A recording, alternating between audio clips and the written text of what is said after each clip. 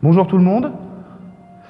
Je pense que vous avez eu le temps de lire le titre, Internet libre ou Minitel 2.0. Donc moi je suis Benjamin Bayard, French Data Network, c'est l'association que je préside.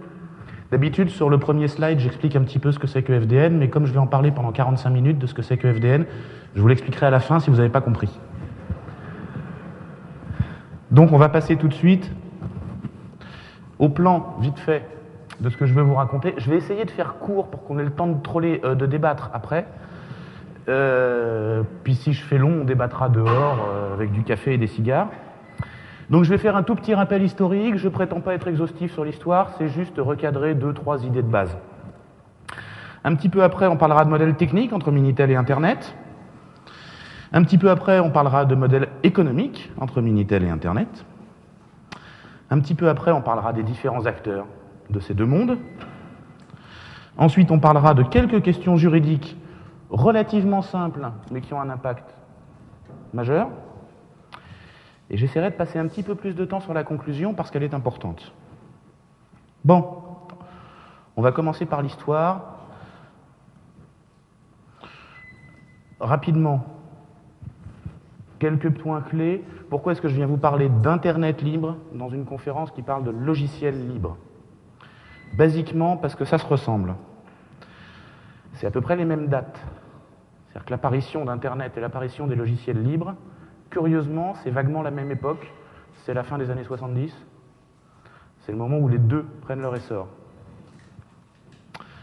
Ce sont les mêmes acteurs. C'est-à-dire que si vous fouillez qui sont les gens qui ont des idées dedans, qui sont les gens qui font des choses, ben vous verrez que globalement, c'est les mêmes. Ou pour le moins, ils se connaissent, ils se côtoient. Vous constaterez que ça a cru à peu près à la même vitesse. C'est-à-dire que si vous regardez l'essor d'Internet, vous regardez l'essor du logiciel libre, vous verrez ce sont deux courbes qui finalement se ressemblent. Le mode de fonctionnement est le même, c'est-à-dire le côté auberge espagnole. Chacun amène quelque chose. Si vous regardez comment sont définis les standards du net, ce qu'on appelle les RFC, vous verrez que les RFC sont définis de manière assez collaborative, au moins historiquement. Et puis après, c'est moins vrai. En fait, ce à quoi je veux en venir, c'est que c'est la même chose. C'est-à-dire que sans logiciel libre, pas d'Internet. Si Bind n'avait pas été libre, si le protocole de routage IP n'avait pas été libre et ouvert, Internet ne serait pas né. Donc sans logiciel libre, pas d'Internet. Sans Internet, pas de logiciel libre. Évident. Si on supprime le mail et les échanges électroniques de code entre développeurs pour faire mûrir les softs, ça ne peut pas marcher. Les deux sont intimement liés. En fait, ce sont deux facettes d'un même objet. Cet objet, si vous voulez, on débattra tout à l'heure. Je pense que c'est ce qu'on appelle la société du savoir, l'économie du savoir. Mais ce sont deux facettes du même objet. On ne peut pas dissocier Internet et le logiciel libre. C'était ça le bout d'historique que je voulais vous rappeler. Maintenant, on va s'intéresser rapidement à quelques petits aspects techniques, en commençant par les réseaux usuels, c'est-à-dire le Minitel en France, c'est-à-dire d'autres réseaux du même type dans d'autres pays. Le réseau normal, jusqu'à Internet, en fait, tous les réseaux autres qu'Internet, ce sont des réseaux centrés. Il y a un centre du réseau qui contient, selon le contexte, la base de données, la puissance de calcul, les informations, l'intelligence, pour faire rapide. C'est un réseau où les terminaux de consultation sont passifs. C'est-à-dire que le terminal de consultation du réseau, l'exemple type, c'est le gros ordinateur de l'université des années 60, qui est tout seul dans une salle machine. Il y a un réseau sur toute l'université avec des terminaux passifs qui permettent de se relier à ce gros ordinateur. Ça donne des réseaux qui ne grandissent pas bien. C'est des réseaux sur lesquels, au-delà de quelques dizaines de milliers d'utilisateurs, ça ne marche pas terrible. Typiquement, c'est un réseau en étoile. L'exemple vraiment standard en France, c'est le Minitel. Il y a un serveur central, il y a des terminaux passifs qui viennent se connecter par téléphone sur le serveur central pour avoir accès à l'information, typiquement des horaires de train. Une des évolutions qui a eu lieu sur ces réseaux traditionnels, c'est le BBS. Le BBS reste un modèle Alors BBS, pour ceux qui ne savent pas, c'est le Built-in Board System. C'est ce que faisaient les geeks à la fin des années 70, au début des années 80, même jusqu'à la fin des années 80. Ça reste du réseau centré, c'est-à-dire qu'il y a un gars qui tient le BBS et il y a des gens qui se connectent dessus pour discuter et pour échanger. Le réseau Internet. Structurellement, il est très différent. Internet, c'est un réseau qui n'a pas de centre. Internet, c'est juste une toile qui n'a pas de point central. C'est un réseau où chaque terminal est à la fois serveur et client. C'est quelque chose qu'on connaît tous par cœur maintenant, client-serveur. Les gens se sont mis à le redifférencier. C'est-à-dire qu'on croit qu'il existe des clients Internet, on appelle ça des bleus ou des utilisateurs avec un navigateur, et puis il existe un serveur Internet, ça c'est un truc très cher quand on est dans une salle machine où il n'y a pas d'interface graphique. C'est pas vrai. Internet, c'est un réseau d'ordinateurs qui sont tous à la fois clients et serveurs. C'est un réseau de type maillé, c'est pas une étoile. Il n'y a pas un nœud d'échange mondial du trafic Internet dont tout le reste ne serait que des ramifications. On peut rayer l'Amérique du Nord de la carte, Internet continuera à fonctionner. Oui, s'il y avait un centre, il sera en Amérique du Nord, a priori. En fait, la formulation qu'on retient habituellement, c'est qu'on dit que sur Internet, on a mis l'intelligence en périphérie du réseau. Dans le Minitel, on a mis l'intelligence au centre. C'est le contenu, c'est les bases de données, avec des terminaux débiles autour. Internet, c'est le contraire. On a mis des routeurs idiots au centre, et on a mis en périphérie des ordinateurs qui réfléchissent. C'est ça le modèle d'Internet. La grande révolution qu'a été Internet, c'était d'apporter ça. Parce que des réseaux téléinformatiques centrés, on en fait depuis les années 50 à peu près. Où est-ce qu'on en est maintenant? Alors, petit aparté, je vais m'arrêter quasi exclusivement sur le mode de fonctionnement d'Internet en France. D'abord parce que c'est l'exemple que je connais le mieux. Ce que je vais vous dire est à peu près vrai dans tous les pays du monde, sauf que je ne connais pas les noms des protagonistes en Allemagne ou en Suisse ou en Espagne, etc. Je connais bien par contre les protagonistes français. Un premier exemple que je trouve distrayant, c'est la vidéo à la demande. La vidéo à la demande que vous avez chez Free ou chez Orange, c'est un serveur central qui tient toutes les vidéos. Et puis c'est un boîtier relativement débile qu'on appelle Machin Box, qui est branché sur votre télé, qui permet de la regarder.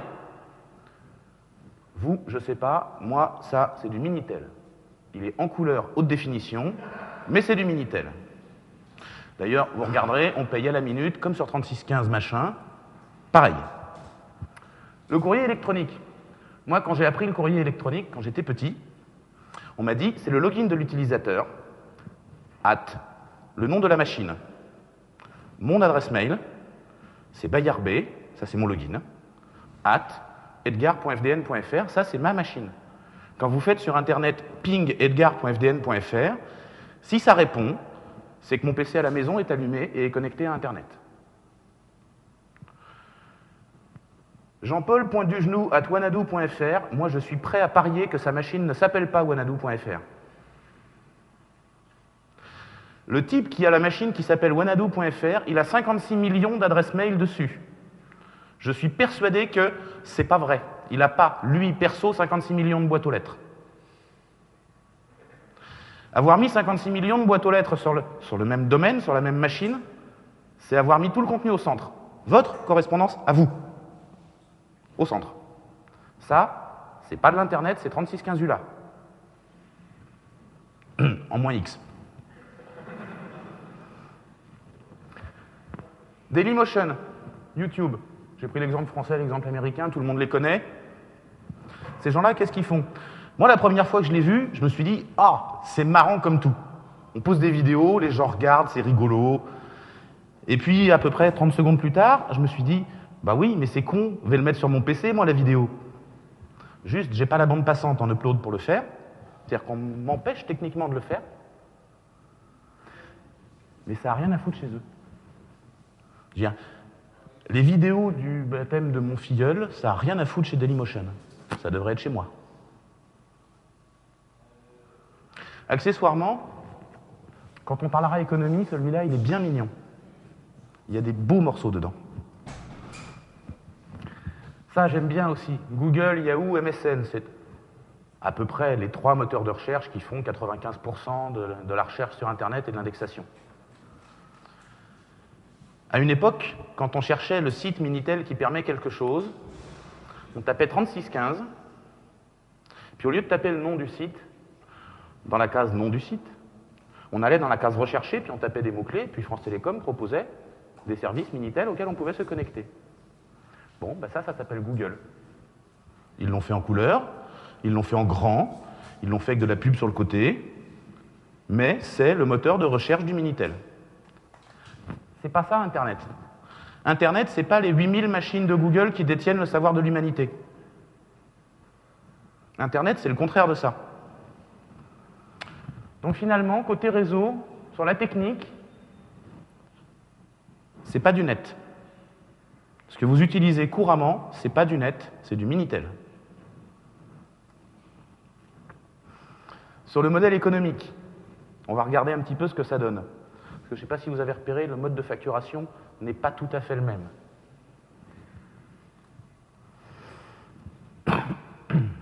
Le mode de facturation de la téléphonie, comment il fonctionne? Alors il fonctionne avec de l'abonnement. C'est-à-dire que pour avoir accès au réseau, vous devez être abonné au réseau. Ça, c'est relativement classique. On arrive à le justifier en disant que c'est pour payer l'infrastructure.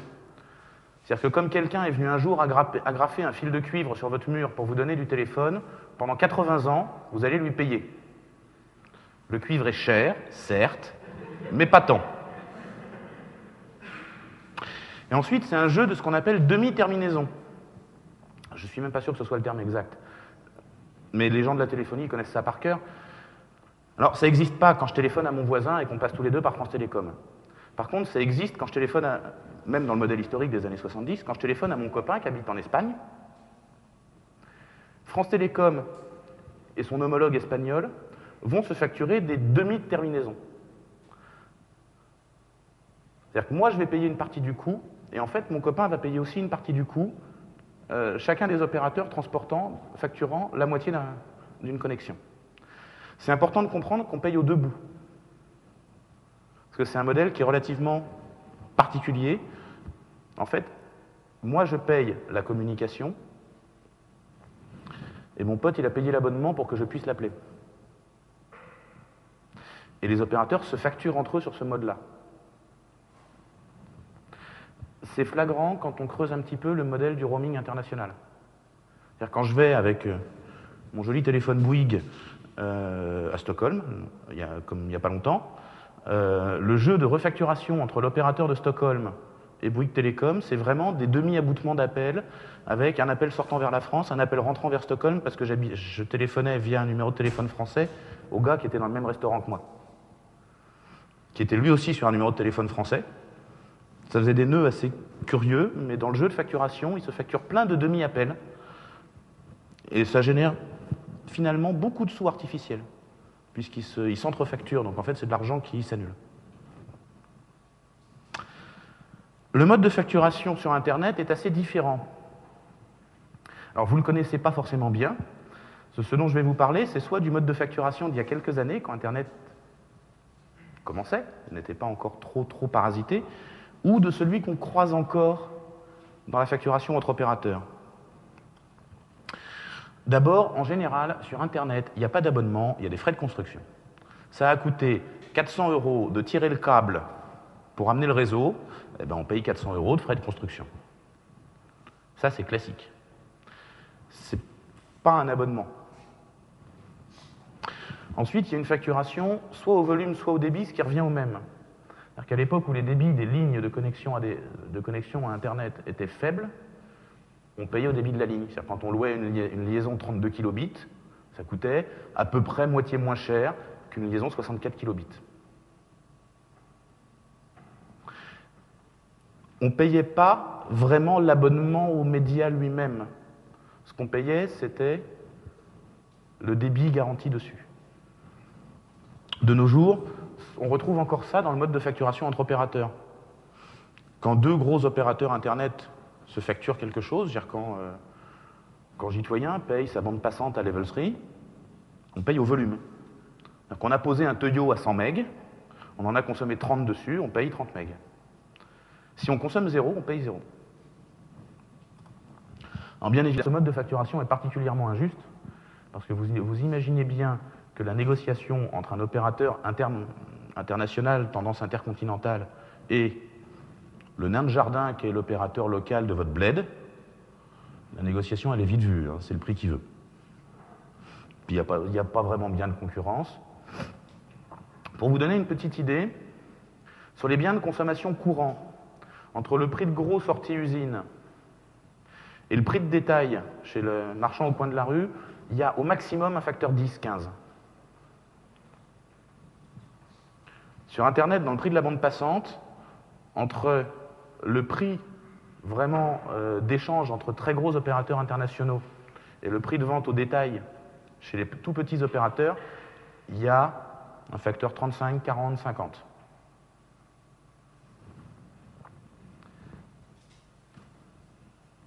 Quel est le modèle actuel que vous connaissez? Ce que vous connaissez, c'est 29,99 € chez un opérateur dont j'ai déjà cité le nom. Les autres se sont alignés dessus. Ça, c'est un abonnement, comme pour le téléphone. Il reste la facturation au volume, mais elle n'existe que dans les facturations entre opérateurs, c'est-à-dire qu'il y a bien des gens qui sont des nœuds du réseau, qui sont les opérateurs, qui, eux, sont sur Internet. Et puis, il y a les bouseux, les gens qui ont un accès avec une machin box. Et on est venu sur un modèle qui est assez bizarre, qui a beaucoup émergé ces dernières années, de publicité-publication. C'est-à-dire que si Monsieur France 2 veut être proprement diffusé, il paye un droit de publication. C'est-à-dire qu'il paye les opérateurs réseau pour être diffusés. S'il y en a certains parmi vous qui ont suivi les débats sur la liste FRNOG il y a quelques mois, la trame sous-jacente, c'était Monsieur Free qui disait à Monsieur Dailymotion « Je ne transporterai pas ta merde si tu ne me donnes pas des sous. » Ça, c'est le droit de publication. Curieusement, il n'y a pas ça d'habitude sur Internet. C'est quelque chose d'assez récent. Et puis, il y a la publicité. C'est-à-dire que, comme vous êtes des gens très partageurs, vous avez vos vidéos perso, aguichantes ou non, que vous mettez sur Dailymotion, histoire que tout le monde en profite. Curieusement, les reversements publicitaires que perçoit Dailymotion, vous ne les percevez pas. C'est-à-dire qu'en fait, vous leur confiez votre contenu pour qu'ils y gagnent leur publicité. Ça, c'est un modèle assez particulier. Et si vous regardez bien, le mode publicité-publication, où on paye au debout, c'est-à-dire que celui qui a du contenu paye pour qu'il soit diffusé, et puis celui qui vient regarder le contenu, il paye sous forme de publicité. On est bien revenu au modèle du téléphone. Maintenant, c'est plus des communications à la minute, c'est des publicités. Mais le modèle est vraiment le même.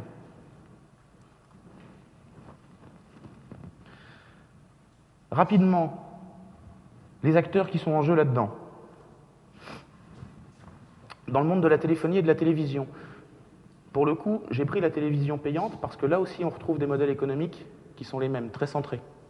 C'est-à-dire qu'un réseau, la télévision payante, c'est le câble ou le satellite, et c'est pareil, ce sont des terminaux passifs, avec un centre qui contient, non l'intelligence on ne peut pas dire, mais le contenu, et qui le diffuse. On retrouve là-dedans des monopoles locaux, c'est-à-dire que typiquement, la boîte qui a construit le réseau cuivré d'une région, genre la France, qui est un petit département d'Europe, a un monopole local. On trouve des modèles à interconnexion restreinte, c'est-à-dire que dans le monde de la téléphonie, n'importe quel opérateur ne vient pas s'interconnecter avec n'importe quel autre. C'est-à-dire, si je monte mon petit opérateur pour rire dans mon jardin avec mes potes, on pourra se téléphoner entre nous, mais le droit de s'interconnecter d'égal à égal avec les autres opérateurs de téléphonie, très restreint. Il faut négocier longuement. On a le modèle éditeur-diffuseur, c'est le modèle classique de la télé payante. Il y a les éditeurs qui font des contenus, parfois même intelligents, et puis il y a les diffuseurs qui diffusent le contenu. Le diffuseur, il est payé aux deux bouts. Il est payé par la chaîne de télé qui paye pour être diffusée, et il est payé par l'abonné qui paye pour recevoir. C'est vraiment le même modèle économique que celui du téléphone. On voit des jeux d'exclusivité, c'est-à-dire que quand un opérateur téléphonique passe par un autre, en général, le lien est unique. C'est très rare qu'on ait des opérateurs téléphoniques qui soient connectés à plusieurs. C'est-à-dire un opérateur téléphonique connecté à deux autres pour router les mêmes appels. C'est un modèle extrêmement rare. Même chose dans la télévision. Il y a souvent des accords d'exclusivité. Et l'opérateur de téléphonie joue le rôle d'intermédiaire de facturation. C'est-à-dire que même dans les années 80, quand je téléphonais à mon copain à Madrid, je ne recevais pas de facture de Telefónica. Je ne recevais qu'une facture de France Télécom. Quand j'appelais le 3615 bidule pour aller consulter des services passionnants sur le Minitel, genre réserver un billet de train, ou faire des choses que la morale réprouve et qui ont fait les fortunes de beaucoup de gens, je ne recevais pas de facture de monsieur 3615 machin. Moi, je ne recevais qu'une facture de France Télécom. Le modèle standard classique de la téléphonie, c'est que l'opérateur de téléphonie est l'intermédiaire de facturation. Si on regarde comment ça marche sur Internet, c'est très différent. Au moins sur l'Internet tel qu'il était voulu au départ. À la place du monopole local, on a une certaine pluralité. C'est-à-dire que on nous a parlé de l'ouverture de la concurrence, l'ouverture des marchés, tout ça. Moi, quand on ne me parlait pas de l'ouverture de la concurrence et de l'ouverture des marchés, c'est-à-dire quand je me suis abonné à FDN en 1996, il y avait 5, 6 opérateurs à qui je pouvais m'abonner sur Paris et je pouvais prendre l'opérateur que je voulais. Il n'y avait pas de souci. Il y en avait bien plusieurs. Les interconnexions entre opérateurs étaient systématiquement multiples. C'est-à-dire qu'un opérateur donné est toujours en lien avec le standard, c'est une ou deux douzaines d'autres opérateurs via des liens de transit, des liens de peering.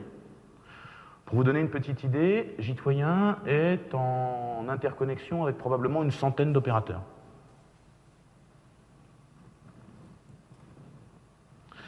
L'opérateur de réseau se comporte comme un transporteur. C'est-à-dire que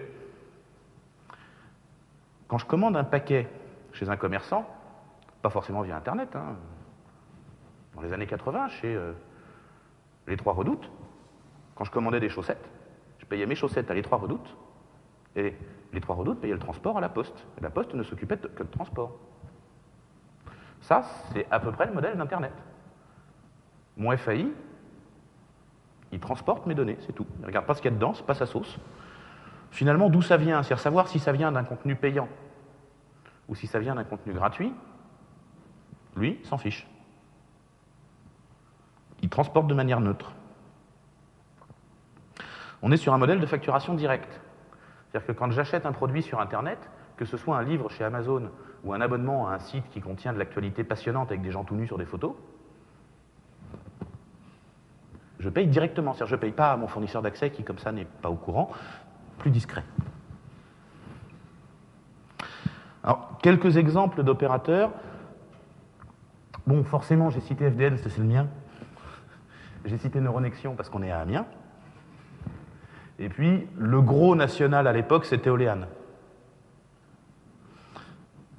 C'est-à-dire que Olean, qui était un gros opérateur à l'époque, dans les débuts du net, milieu des années 90, Olean était connecté à des dizaines d'autres opérateurs en France.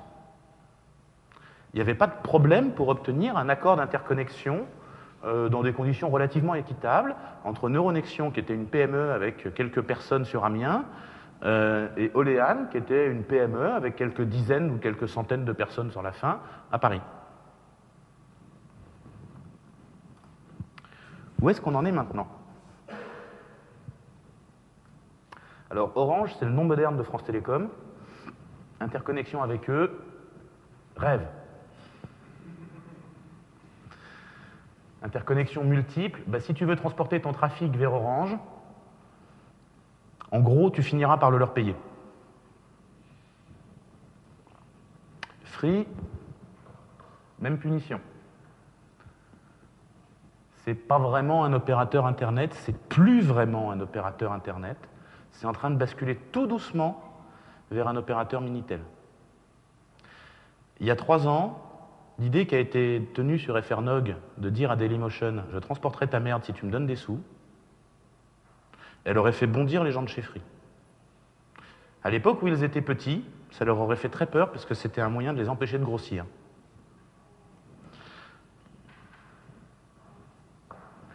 SFR, oui, alors pour les gens qui ne savent pas, SFR, c'est le nom complet de 9CGTEL.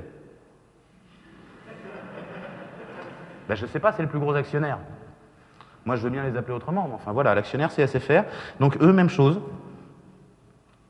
C'est plutôt un opérateur de téléphonie qui vend du net, avec du vrai Minitel dessus. Numéricable, même punition. Alors eux, ils vendent de la télé. Téléphone, pas bien, mais de la télé, plus, beaucoup. On a vu tout à l'heure, c'est à peu près les mêmes modèles, c'est-à-dire que c'est un réseau centré. On fait facturer à la fois le mec qui diffuse et le mec qui reçoit. Enfin, on est vraiment sur le modèle classique. C'est exactement le même schéma de fonctionnement que les réseaux d'antan. Je vous laisserai répondre à la question, qui est encore opérateur Internet là-dedans? Eh bien, il n'y a pas grand monde. Si vous regardez, entre ceux qui sont morts et ceux qui ont été rachetés, il reste vraiment pas grand monde.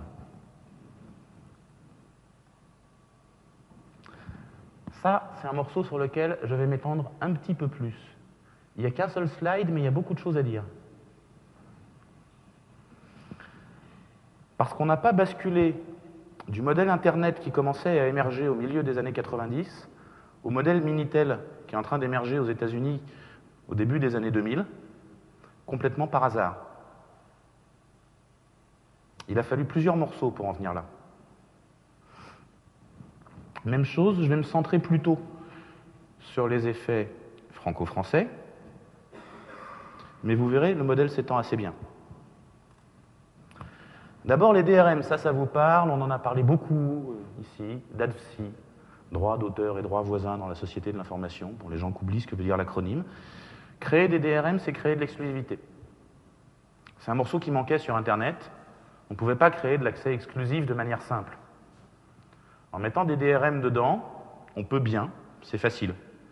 C'est-à-dire qu'une fois qu'on aura bien mis des DRM dans tous les fichiers, l'opérateur pourra dire « je transporte ou pas les fichiers signés par machin ». Microsoft n'a pas envie de transporter les fichiers signés par Torvalds. Simple, il suffit de ne pas les transporter. Les brevets, ça crée de la fermeture. Je vous le disais tout à l'heure, Internet et le logiciel libre, c'est très exactement la même chose. Ce ne sont que deux facettes du même objet. À partir du moment où je mets des brevets, je ferme le jeu. Si c'est breveté, ça veut dire que quelqu'un d'autre n'a pas le droit de le refaire pour venir s'interconnecter. En fait, une fois que j'ai bien breveté le mode de fonctionnement du Minitel, un méchant concurrent ne peut pas fabriquer des Minitel. Ça ne sert qu'à ça, les brevets. C'est même la définition du brevet. Le filtrage que nous demandent régulièrement les différents gouvernements, on pourrait croire que c'est de la censure fasciste. Il y en a sans doute un petit peu. Je pense que quand les renseignements généraux demandent en loose day à un opérateur de filtrer un gars, ça pourrait ne pas être parce qu'il est terroriste, mais juste parce qu'il fait chier. Disons que ça s'est déjà vu. Mais ça a un effet de bord très amusant. Une fois que les opérateurs ont mis dans leur réseau, ce n'est pas encore le cas, mais ça vient, des boîtiers qui sont capables de filtrer. Le boîtier qui est capable de filtrer, je pense qu'il y a quelques informaticiens dans la salle, il filtre ce que l'admin 6 demande de filtrer. C'est-à-dire ce que le gouvernement vous demande de filtrer, parce qu'il est plutôt obéissant pour ne pas aller en tôle, et puisque ses patrons lui demandent de filtrer. C'est-à-dire que le filtrage qui est demandé par le gouvernement pour des raisons probablement de sécurité publique, enfin on espère, il permet également de rétablir le modèle des demi-connexions. C'est-à-dire que je filtre les sites nazis et les filtres qui n'ont pas payé. Ça permet de bien faire rentrer ce modèle économique. Un exemple type de ce truc-là, il y a de plus en plus de réseaux en France où le peer-to-peer est filtré. Pas filtrer complètement, parce que si on le filtre complètement, ça se voit. Mais curieusement, quand vous allez regarder la vidéo sur le site web de diffusion de vidéos qui a payé des sous parce qu'on le lui a demandé, ça va bien, c'est fluide, nickel, bon débit, impeccable. Par contre, vous allez essayer de télécharger une Debian en peer-to-peer, vous allez voir, ça rame. Pourtant, c'est le même réseau, qui repasse par les mêmes endroits, c'est-à-dire qu'on remonte tout à Paris puis on redispatche après. Oui, ça c'est du Minitel, on remonte tout à Paris puis on redispatche après. En Minitel, quand je discutais depuis Marseille avec mon pote marseillais, nos questions et nos réponses passaient par Paris. On fait pareil maintenant. Donc le filtrage, il a déjà commencé. Et il a déjà commencé pour facturer des demi-connexions. La responsabilité, alors j'étends un petit peu le titre, c'est les différents débats qu'on a eus depuis l'affaire Alterne en... C'était quand l'affaire Alterne 97 Non, 98, 99 par là. C'est la responsabilité des hébergeurs, c'est-à-dire que l'hébergeur est responsable de ce qu'il y a sur le site, et si on lui signale un contenu supposément illégal, il se doit de l'enlever avec diligence. Je trouve qu'il pourrait l'enlever avec voiture, mais diligence c'est mieux. Ça veut dire que si je prends le risque de permettre à quelqu'un de poser son site web sur ma machine, s'il dit de la merde, c'est moi qui vais en tôle. Moi, je ne peux pas l'assumer. France Télécom peut l'assumer, parce que quand il y aura un procès, France Télécom enverra son armée d'avocats, expliquera que dès qu'on lui a signalé le contenu, elle l'a enlevé. C'est vrai, c'était un dissident d'un endroit où on n'a pas le droit de décider, qu'il aille donc décider ailleurs. Donc ça a été tout bien enlevé, et ils pourront dire, nous, on est blanc-bleu, ils vont au procès, ils payent les avocats, ils s'en sortent. Par contre, la PME de banlieue qui essayait de faire pareil, quand elle s'est retrouvée devant le juge, ça lui a coûté un œil de payer l'avocat. Et puis comme le mec qui décidait, il disait des trucs finalement qu'en France on a le droit, ils ont estimé qu'ils n'allaient pas supprimer le site. Et donc ça va jusqu'au procès et ça coûte cher. Donc la responsabilité des hébergeurs, ça tend à faire que les petits hébergeurs ont du mal à exister, parce qu'ils existent en vivant dangereusement. Donc ça crée du réseau centré. Puisque les petits ont du mal à exister, il ne restera que les gros. La régulation, c'est aussi quelque chose de fabuleux. Ce qu'on appelle régulation dans le monde Internet professionnel, c'est l'ARCEP, Autorité de régulation des communications électroniques et des postes, ex-ART, Autorité de régulation des télécommunications.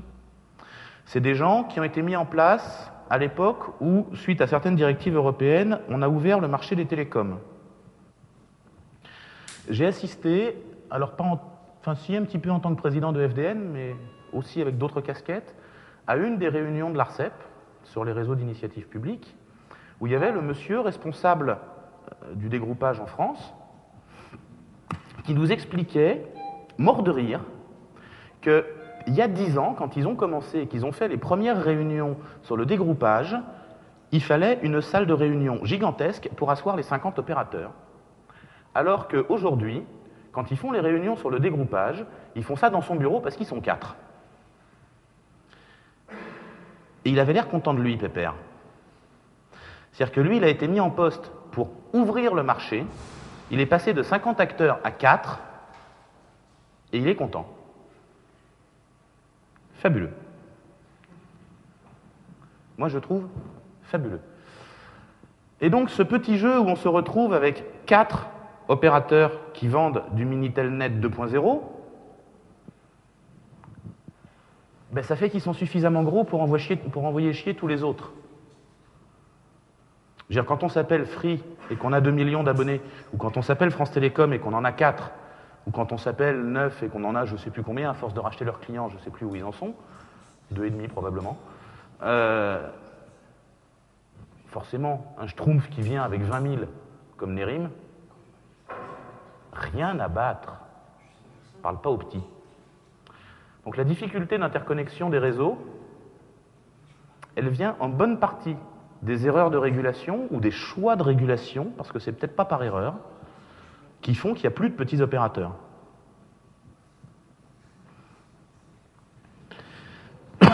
Et puis pour ceux qui étaient à la table ronde politique hier, il y a des problèmes de gouvernance. Les problèmes de gouvernance, ce sont tous ces braves gens qui se réunissent entre eux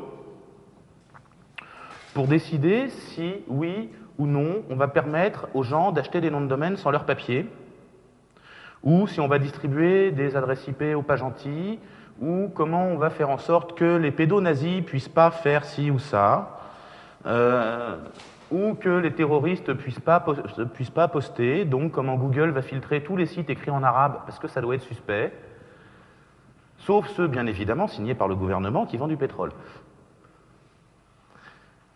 Tout ça, c'est ce qu'on appelle la gouvernance d'Internet, c'est l'IANA, c'est l'ICANN, c'est le RIPE, etc. Ça, en fait, c'est une assurance. Une fois que c'est convenablement tenu par les quelques juristes des très gros opérateurs, parce que vous pouvez y aller dans les instances de gouvernance, il n'y a pas un technicien à poil dur. Il y a quelques vieux barbus tout gris qui parlent BGP, le reste, c'est tout du cravateux, juriste, docteur en droit, envoyé par les opérateurs pour vérifier que tout va bien. Ça, c'est une assurance. C'est l'assurance du fait qu'ils resteront dans la position où ils sont. D'où ça sort tout ça? Ça sort schématiquement de l'histoire. C'est-à-dire que les gens qui ont de quoi fabriquer du réseau sont les gens qui ont fabriqué le téléphone et qui étaient en situation de monopole. Ce sont les gens qui ont fabriqué la diffusion télé et qui étaient en situation de monopole. Internet est né. À un moment, ils se sont dit, tiens, ça va se vendre. Alors, ils en ont vendu. Et puis, sans forcément être méchants, on pourrait croire à la théorie du complot, mais j'y crois pas.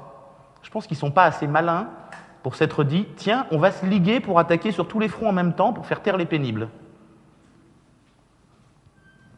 Moi, je pense qu'ils ne l'ont pas fait exprès, mais ils sont en train d'éteindre Internet. Et c'est un effet de bord naturel, c'est-à-dire qu'Internet remettait en cause leur monopole. Ils ont fait chacun les petites actions dont ils avaient besoin pour essayer de maintenir leur monopole. Les gros éditeurs de musique en faisant des DRM, les auteurs de logiciels tout pourris propriétaires en faisant des brevets, les marchands de contenu qui ne veulent pas qu'on aille acheter le contenu des autres en faisant du filtrage, etc., etc., etc. Je ne pense même pas qu'ils se soient concertés pour faire tous la même connerie. Et quand ils vous disent qu'on passe à l'ère du numérique, c'est vrai. Ils font bien du numérique. Si vous regardez, la télé, autrefois, il y avait de la neige, maintenant, elle pixelise. C'est bien qu'elle est numérique. Mais ce n'est pas de l'Internet. C'est du numérique. Du numérique, ça peut être le baladeur fermé propriétaire d'une grande marque japonaise en 4 lettres commençant par S, finissant par Y, qui met des rootkits dans les CD. Ou ça peut être le fait que je fasse écouter la musique que j'aime bien à ma petite sœur. Dans les deux cas, c'est du numérique. Juste, moi je trouve qu'il y en a un, il est avarié. Je vous laisse deviner lequel.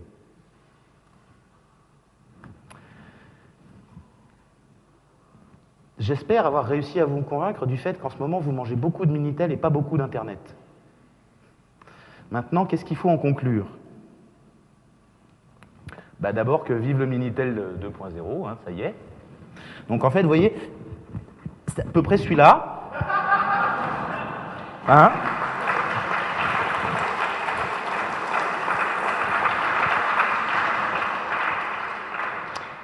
Il y a du moisi dessus avec de la poussière. Romain, tu devrais le nettoyer, il est dégueulasse ton Minitel. Mais je trouve que c'est bien, parce que voilà, ce qu'on est en train de manger, c'est du ça, mais avec un écran plat, grand, puis sans la poussière. Enfin, le moisi se voit moins, il est dedans. Pourquoi est-ce que je suis venu vous dire ça à vous qui êtes des libristes? Parce que le soufflet va retomber. L'apparition d'Internet a permis l'apparition du libre et l'apparition du libre a permis l'apparition d'Internet. Les deux ont cru en même temps. Il va y avoir un décrochage. Le numérique va continuer à croître, mais Internet a commencé sa décroissance il y a déjà quelques années. Il y a de moins en moins de gens qui s'hébergent eux-mêmes sur leur ligne ADSL. La décroissance d'Internet a commencé. La décroissance du libre, c'est juste après. Même si vous arrivez à ce qu'ils ne fassent pas passer les brevets logiciels cette année et les DRM l'année prochaine, si vous arrivez Internet, si vous arrêtez Internet, si vous les laissez arrêter Internet libre, vous allez mourir. Le risque, je ne sais pas si vous vous souvenez, pour les plus anciens du réseau, j'en vois 3-4 là dans la salle qui sont des vieux de la vieille du réseau. MSN, avant d'être un moteur de recherche, c'était Bill Gates qui ne croyait pas en Internet et qui voulait faire Microsoft Network avec des contenus estampillés Microsoft, vendus par Microsoft, avec des DRM Microsoft, sur des ordinateurs Microsoft. Ça y est, il est en train de le faire. Regardez bien, c'est en cours.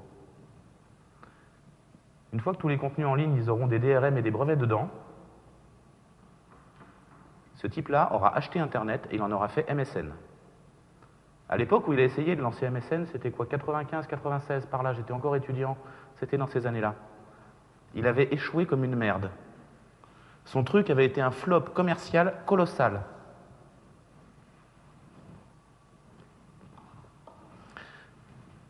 Alors quand je dis à nous 5, je n'ai pas compté précisément, mais dans le nombre d'associations qui travaillent un peu dans ce domaine-là en France, on n'est pas beaucoup.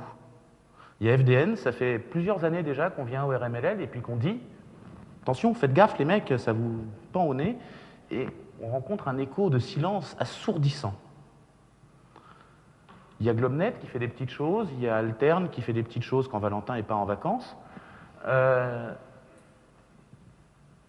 On est une demi-douzaine au maximum à s'en soucier.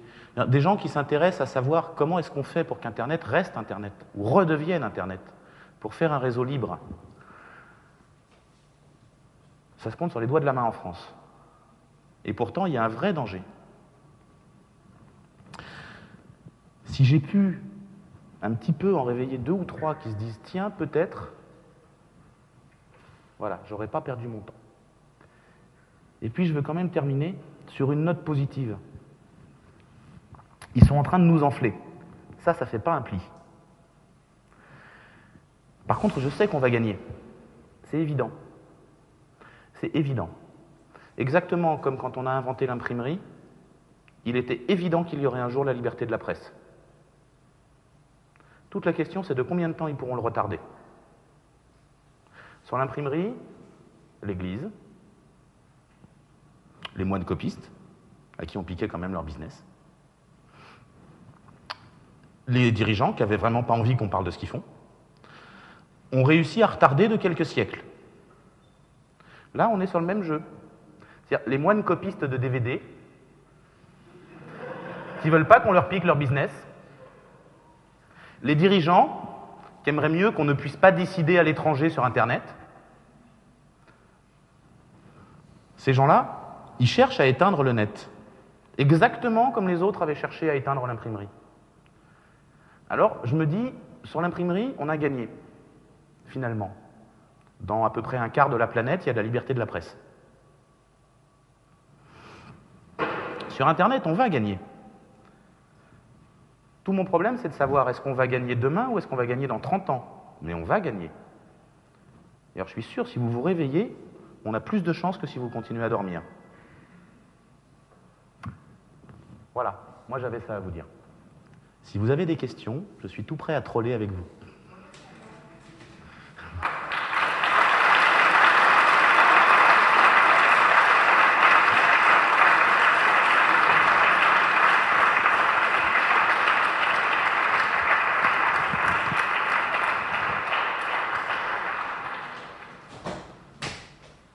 Il marche ce micro-là?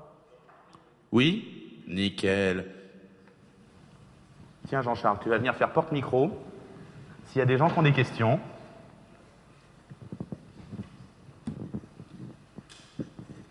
Il y a de moins en moins de gens qui s'hébergent, au total ou en proportion?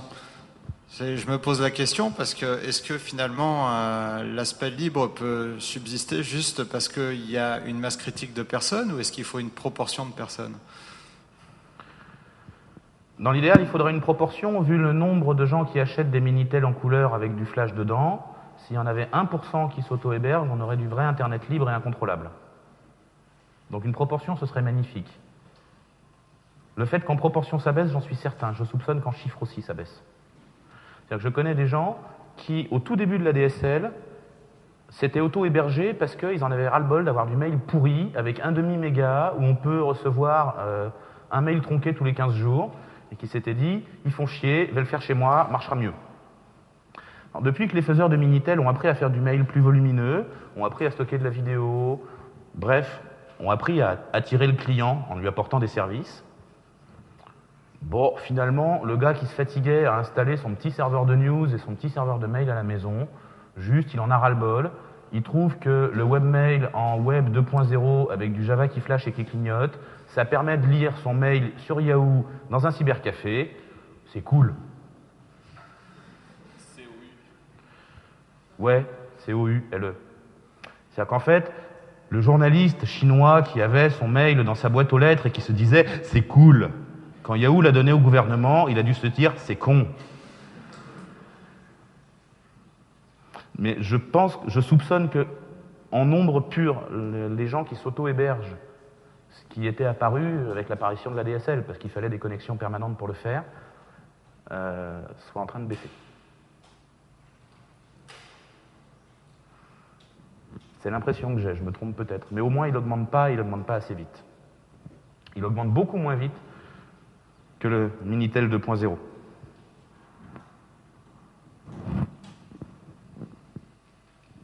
On est, je pense, ici à peu près tous convaincus de l'intérêt de faire quelque chose pour éviter que l'Internet s'effondre. Concrètement, qu'est-ce qu'on peut faire à part propager la bonne parole? Bah déjà, propager la bonne parole, ce ne sera pas du temps perdu. Ce qu'on peut faire est très compliqué. Je pourrais bien vous dire, viendez tous vous abonner chez FDN. Ça y ferait du net libre, juste vous seriez trop nombreux. Donc venez, plusieurs, mais pas tous. Donc, ça pourrait être une des réponses. Je pourrais vous dire, mais faites vos fournisseurs d'accès, bordel de Dieu, c'est pas dur. C'est pas dur de monter un fournisseur d'accès. Faites-le, au moins vous saurez qui filtre votre réseau. Il y a un gros travail aussi d'éducation. Oui, on a un NEP BBSD qui, à mon avis, aura quelques savoirs sur la question. C'est-à-dire, quand elle sera grande, ses parents pourront lui dire « De mon temps, quand j'étais jeune, il a existé un réseau libre. » Tu lui raconteras. Donc, je crois que ce sont les deux piliers. Le premier, c'est qu'il faut éduquer. Allez expliquer aux gens ce que c'est qu'Internet. Allez dire aux gens que Internet, c'est pas de mettre les vidéos marrantes sur Dailymotion. Internet, c'est de mettre les vidéos marrantes sur mon PC et que vous veniez les voir. C'est fondamental comme différence. Ça, c'est le premier pilier. Éduquer les gens. C'est très long. On savait, moi, ça fait très longtemps que je suis sur Internet, ça fait 10 ans que je suis président de FDN, ça fait longtemps que je réfléchis sur ces questions-là. Je sais que c'est long d'éduquer les gens. La croissance actuelle de vente de Machin Box en Minitel 2.0, c'est pas la croissance de l'éducation honnête.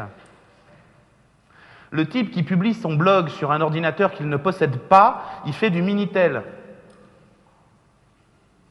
Alors il apprend à faire du Minitel amélioré où il peut parler, mais il n'a pas encore appris à faire du net, c'est-à-dire à mettre son blog sur une machine qu'il est le seul à pouvoir couper du réseau.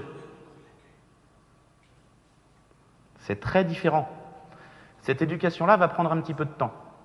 Et le deuxième pilier, c'est faites votre réseau. Faites vos serveurs IRC qui ne sont pas ceux des gros opérateurs. Faites vos serveurs mail qui ne sont pas ceux des gros opérateurs. Faites votre réseau. Avec ces deux piliers-là, on aura quelques résistants qui sont ceux qui font le réseau et quelques enseignants pour propager la bonne parole. C'est les deux fondamentaux dont on a besoin. Je ne sais pas ce qu'on peut faire d'autre. Si, on peut essayer de se battre sur le juridique. Mais on y va vraiment avec un lance-pierre contre des chars d'assaut. Il faut espérer que les lance-pierres gagnent.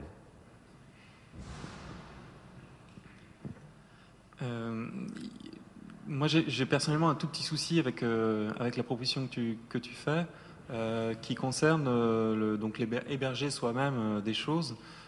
C'est la consommation électrique. C'est-à-dire que quand on concentre quelque chose, en fait, on a plus de chances. Je finis quand même. On a plus de chances de mutualiser, y compris l'énergie, donc on va consommer moins. Est-ce que quand tu dis hébergez-vous vous-même, est-ce que tu imagines que quand on héberge chez Où va-t-on, chez l'autre, etc., des coopératives, est-ce que c'est s'héberger soi-même, ça, ou pas? Alors, je veux reprendre un petit peu. Il y a deux objections classiques au hébergez-vous vous-même. Il y en a des moins classiques qui sont en général pas très intéressantes, ou en tout cas, j'en ai pas encore entendu. Il y en a deux qui sont vraiment classiques, et celle que tu indiques qui est intelligente, il y en a une autre qui est bête. Alors, je vais terminer par celle qui est bête. Enfin, je vais commencer par celle qui est bête pour m'en débarrasser.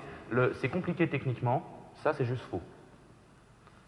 Je veux dire, si le débile de base, il est capable de poster une vidéo sur Dailymotion, et il est capable de poster dans son blog, faire une internet box dans laquelle il y aura le serveur Apache qui contient son blog et les plugins type Dailymotion, il n'aura qu'à uploader vers sa boîte, c'est pas plus dur. Donc techniquement c'est compliqué, ça c'est juste faux. Après il y a le problème écologiste. La question écolo là-dedans, c'est si je laisse mon PC allumé tout le temps pour héberger mon pauvre site web qui a 12 visiteurs par jour, je brûle de le courant plein pour rien. Ça, c'est un vrai problème. Mais dire je vais m'héberger en salle machine avec tout le monde, comme ça si on pose une bombe, tout le monde se tait, c'est la mauvaise réponse. Quand les écolos disent la consommation d'électricité fabriquée avec du charbon et du nucléaire, c'est vachement dangereux, ils ont raison. Quand on apporte comme réponse il n'y a qu'à se passer de l'électricité, c'est pas la bonne. Un ordinateur capable d'héberger un site web, c'est pas l'énorme machin avec 12 ventilos que tu utilises pour jouer au dernier jeu à la mode. Un ordinateur capable d'héberger un site web, ça a une puissance de calcul similaire à celle qu'on trouve dans un Palm aujourd'hui ou dans un téléphone. C'est-à-dire que mon téléphone là, s'il n'était pas en Java avec de la merde dedans, il serait capable de faire des sites web comme on n'en rêvait pas en 95. Il consomme pot de balle en courant. Lui, tu peux le laisser chez toi branché. Et pour peu qu'en plus tu lui donnes du courant que tu as fabriqué avec des fines herbes et avec du bois, ou avec du solaire, ça va être nickel. Un petit ordinateur qui ne mange que du solaire et qui est autonome tout seul dans sa boîte avec du solaire, ça existe. Les fous qui font des réseaux Wi-Fi bizarres, ouverts, etc., ils ont ça. Les espèces de routeurs qui viennent mettre sur le toit collés à la borne Wi-Fi, c'est 100% autonome et c'est sur du solaire, ça ne mange pas d'énergie. Oui, à Amiens, ça marche moins fort. Il faut mettre un tout petit peu plus de surface de panneau. Mais voilà, la question est bonne. La réponse n'est pas « je ne vais pas m'héberger ».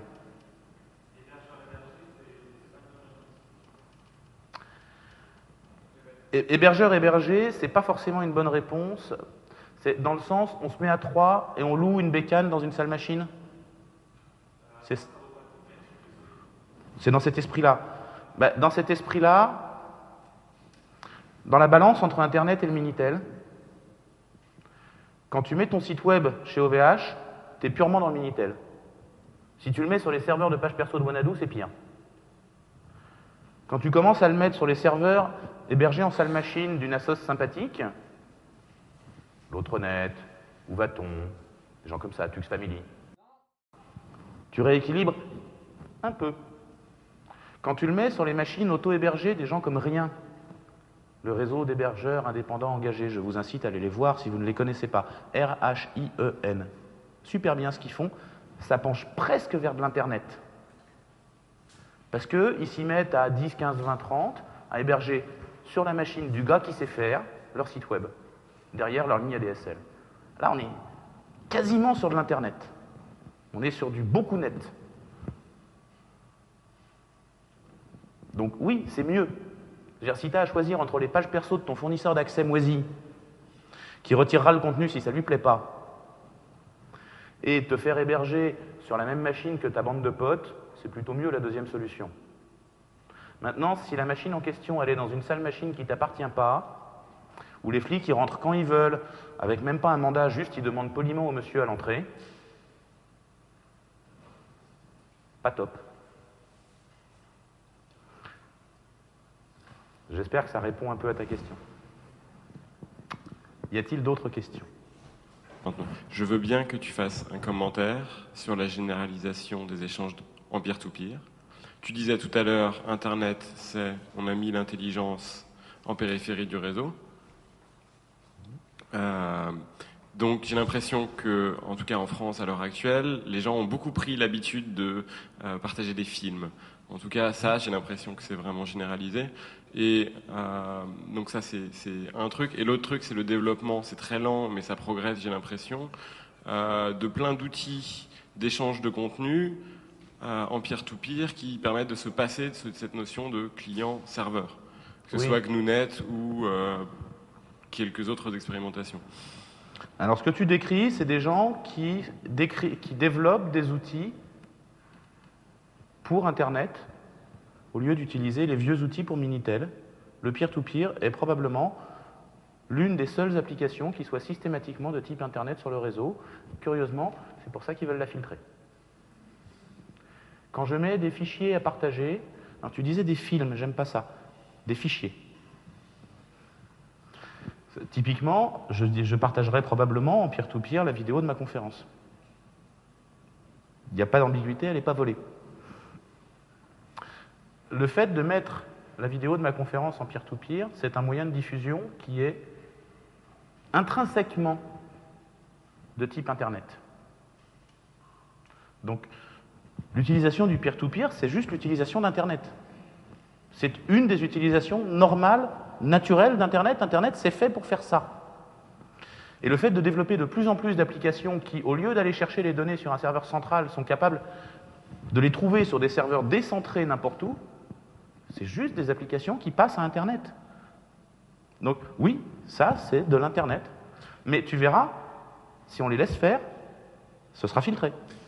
Je précise juste ce que j'entendais. Pourquoi je te pose la question là, c'est parce que tu dresses. Enfin, j'ai l'impression que la population moyenne, typiquement celle que je rencontre quand je fais du stop, eh ben oui, elle fait du Minitel parce qu'elle fait du MSN, du Google et des blogs chez Skyblog. Mais qu'en même temps, elle sait quelque part réapproprier Internet de par l'échange de films que je citais. Oui, mais il faut bien comprendre, la population qui fait de l'Internet sans le faire exprès en faisant du peer-to-peer, 9 fois sur 10, en fait, elle vole des vidéos parce que c'est trop cher ou elle échange des vidéos, je ne veux pas rentrer dans le troll velu sur est-ce que c'est de la copie privée ou du vol. Elle échange des vidéos parce que ça permet de regarder le film vite, pratique, machin, tout ça. Sa liberté d'expression, échanger des vidéos avec ses potes, c'est un truc marrant, c'est, je pense, assez utile, mais c'est une part relativement marginale de la liberté d'expression. Savoir où je mets mon blog, savoir comment je le poste, c'est une part essentielle. C'est vraiment fondamental. Savoir où passent mes communications quand je fais de la messagerie instantanée. Ça, c'est un bon exemple. Quand j'étais étudiant et que je voulais bavarder avec mon pote qui était en stage en Écosse, je me connectais, en ces temps-là en telnet, à sa machine en Écosse, et nous discutions avec un outil qui s'appelait Talk. C'est-à-dire que la connexion était directe de sa machine à la mienne et nous discutions ensemble. En fait, nous chattions en peer-to-peer, pour faire moderne. De nos jours, pour faire pareil, ce qu'on se dit, ça transite chez Microsoft, parce qu'en France, l'outil dominant, c'est MSN. Ben, je suis désolé, MSN, c'est du Minitel, Talk, c'est de l'Internet. Y a-t-il encore des questions? Parce que sinon, il faut que je laisse la parole. Ah non, c'est pas la dernière, parce que ça peut pas être la dernière, Thierry. Moi, j'ai une toute petite question. Tu disais dans les exemples l'autre ou va-t-on ou Tux Family. Je sais comment l'autre prend ses tuyaux. Ils veulent vraiment une vraie indépendance opérateur. Je sais comment où va-t-on prend ses tuyaux aussi. Je sais par exemple que Tux est hébergé chez Free. Apparemment, au niveau tuyau, je ne sais pas quel est leur modèle économique, mais est-ce qu'il n'y a pas aussi des risques comme dans cette balance? Tu disais que l'autre où va-t-on et Tux c'était au milieu de la balance. Est-ce qu'il n'y a pas aussi des risques que ces structures-là basculent du côté Minitel 2.0 en ne cherchant pas à avoir cette indépendance? C'est autre chose. La différence sur est-ce qu'ils sont la danseuse de quelqu'un qui leur donne du réseau à l'œil, ou est-ce qu'ils sont autonomes parce qu'ils s'autofinancent? Est-ce qu'ils sont autonomes parce qu'ils assument leur technique, ou est-ce qu'ils ne sont pas autonomes parce qu'ils ont délégué leur technique? Ça, c'est de l'ordre de savoir, est-ce que le journal que tu achètes, c'est le Canard enchaîné sans publicité, ou c'est le Figaro avec plus de publicité que d'articles? C'est important. Mais dans les deux cas, c'est de la liberté de la presse. Avec la liberté de la presse, on peut faire le Canard enchaîné ou on peut faire le Figaro, ou on peut faire 20 minutes. Ce qui est important, c'est qu'il y ait de la liberté de la presse. Donc pour moi, en termes de liberté de la presse, l'autre net, où va-t-on, Tux Family, même combat. Après, j'ai certaines tendresses, mais ce n'est pas lié à mon propos. Je propose que s'il reste des questions, elles se fassent dehors. Pour que... Et là, il n'y aura plus personne de la salle. Oui, mais... Surtout que je t'invite à rester au début, parce que je crois que je vais changer mon début de conférence. Et que si tu j'aimerais t'interpeller à ce sujet-là.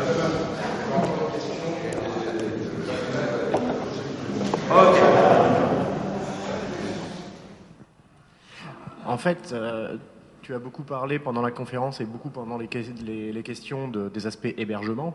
Mais quelque part, si je mets mes pages perso chez l'autre net pour consulter mon webmail à travers ma machin box, ou bien si j'héberge mes pages perso chez moi pour que les autres y accèdent via ma machin box, j'ai rien changé finalement. Si, tu as tout changé. La machin box, elle est toujours chez machin quand même. Alors, tu as tout changé pour une raison simple. Quand moi j'ai installé Linux sur mon PC, j'ai rien changé au monopole de Microsoft et j'ai rien changé à l'informatique moisie. À force qu'on soit plusieurs à l'avoir fait, à force qu'on soit plusieurs à avoir réfléchi à comment le faire mieux, comment le faire plus simple, comment le faire plus vite, on a fini par prendre des parts de marché, comme disent les businessmen.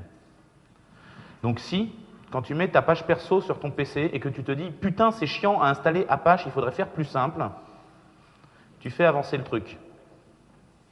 Quand tu réfléchis à comment je pourrais faire autre chose qu'un PC, c'est-à-dire un machin qui ne brûle pas 150 watts, mais plutôt 12 watts pour héberger mes pages perso, tu fais avancer le merdier. Si vous êtes 2000 à faire avancer le merdier, il avancera plus vite que si je suis tout seul. Donc je t'accorde que pour le moment, mon site web qui est sur mon PC à la maison, ça ne va pas changer la face du monde. Quand on sera 10 millions en France à faire ça, quand les 5 millions de gamins qui skybloguent, ils skyblogueront chez eux. C'est-à-dire qu'au lieu d'aller mettre leur contenu chez les autres, ils feront aptitude install Skyblog et plouf. Alors on aura progressé.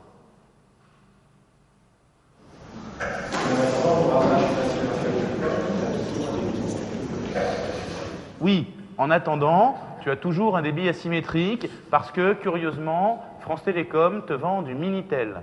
Souviens-toi, mon bel Internet, là, il a un débit asymétrique, 1275.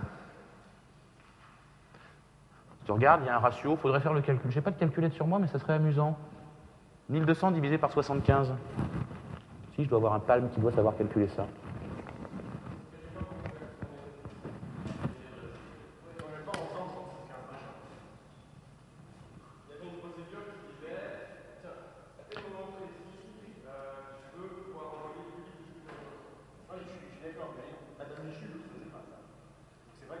Alors pour info, ça fait un ratio de 16. Donc quand vous achetez le tip-top de l'ADSL à 20 mégas avec un petit mégabit d'upload, c'est moins bien en termes de ratio montant-descendant. Quand vous achetez le tip-top du câble à la mode maintenant, qui est du 100 dans un sens, 1 dans l'autre, c'est pire.